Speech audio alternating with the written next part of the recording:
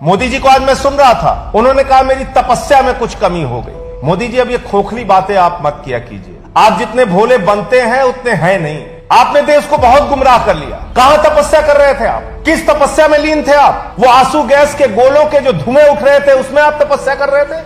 वो किसानों को जो तार के घेरे में दुश्मन देश के नागरिकों की तरह रखा गया था, वहां बैठ के आप तपस्या कर रहे थे? वो किसानों को जब लाठियों से पीटा गया, उनको गोलियां चलाई गई, लहूलुहान कर दिया गया पीट पीट के, तब आप तपस्या कर रहे थे? जब संसद के अंदर इस कानून को वापस लेने की गुहार लगाई जा रही थी, तब आप तपस्या कर रहे थे? कहां तपस्या में लीन थे आप? किस गुफा में बैठे हुए थे? जब आपके मंत्री की गाड़ी ने किसानों को कुचल कर मार दिया, उनके कीड़े मकोड़ों की तरह हत्या कर दी, तब आप तपस्या कर रहे थे। और आपकी तपस्या कब और क्यों भंग हुई, मैं बताता हूं मोदी।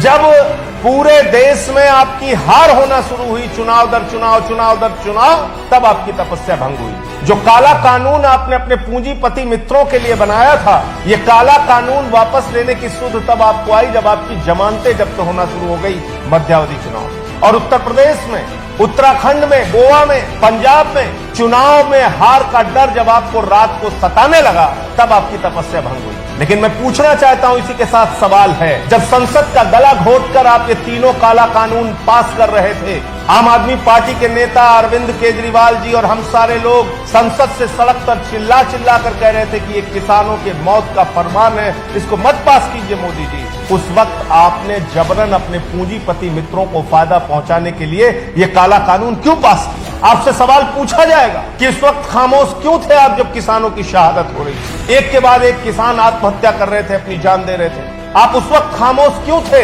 जब आंसू गैस के गोले छोड़े जा रहे थे उनके ऊपर, जब उनको लाठियों से पीटा जा रहा था, जब उनको तार घेर कर दुश्मन देश के नागरिक की तरह अपमानित किया जा रहा था, जब उनको खालिस्तानी कहा जा रहा था, तो कहां थे मोदी जी आप? जब उनको आतंकवादी कहा जा रहा था, तो कहां थे आप? जब उनको मवाली कह के अपमानित किया जा रहा था, तो कहां थे आप मोदी? ये सवाल आपसे पूछा जाएगा कि पूरे देश को 1 साल तक आपने सड़कों पर क्यों रखा? पूरे देश को आपने 1 साल तक आंदोलन की आग में क्यों झोंके रखा? ये देश भूला नहीं है। ये देश उन तमाम घटनाओं का गवाह है जब सड़क पर बैठा हुआ किसान आंदोलन के लिए शहीद हो रहा था और उसका बेटा सरहद पर देश के लिए जवान शहीद हो रहा था, और आप और आपकी सरकार और आपके नेता उनको आतंकवादी, खालिस्तानी और देशद्रोही कह रहे थे। ये देश भूला नहीं है मोदी जी इन चीजों को, और इसलिए पहले दिन से संसद से लेकर सड़क तक आम आदमी पार्टी का एक एक कार्यकर्ता अरविंद केजरीवाल जी के नेतृत्व में किसान आंदोलन के साथ था, है और रहेगा।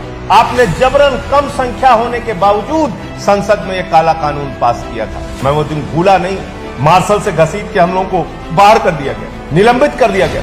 ये आरोप लगाए जा रहे थे कि माइक तोड़ दिया, माइक इसी अपराध के कारण, यही गुनाह जो आपकी सरकार ने किया था, इसी की वजह से हमें माइक तोड़ने पर विवश होना पड़ा। और इसलिए अभी मैं आज से कह रहा हूं, ये आपने अपने पाप पर पर्दा डालने की कोशिश उस वक्त की है जब आप देश भर में चुनाव हार रहे हैं, चुनाव दर चुनाव। अब अगर जरा सी भी शर्म आपके अंदर बची है, तो जब आप मुख्यमंत्री थे उस वक्त आपने एमएसपी को कानूनी जामा पहनाने की वकालत की। जब आप चुनाव में थे तो आप 50% किसानों को उनके फसल पर मुनाफा देने का वादा कर रहे हो। आपने भरोसा दिलाया था इस देश के किसानों को। तो एमएसपी की गारंटी का कानून इस बार के संसद के सत्र में पास कीजिए। नंबर 1, जो 750 से अधिक किसान शहीद हुए हैं उनको शहीद का दर्जा दिया जाए, 1-1 करोड़ रुपए का मुआवजा उनके परिवारों को दिया जाए, और उनके परिवार के लोगों को सरकारी नौकरी दी जाए। और अपने साथ जिस मंत्री को बैठा के आप घुमा रहे हैं, देश का गृह राज्य मंत्री, जिसके गाड़ी से 4 किसान कुचल के मार दिए गए,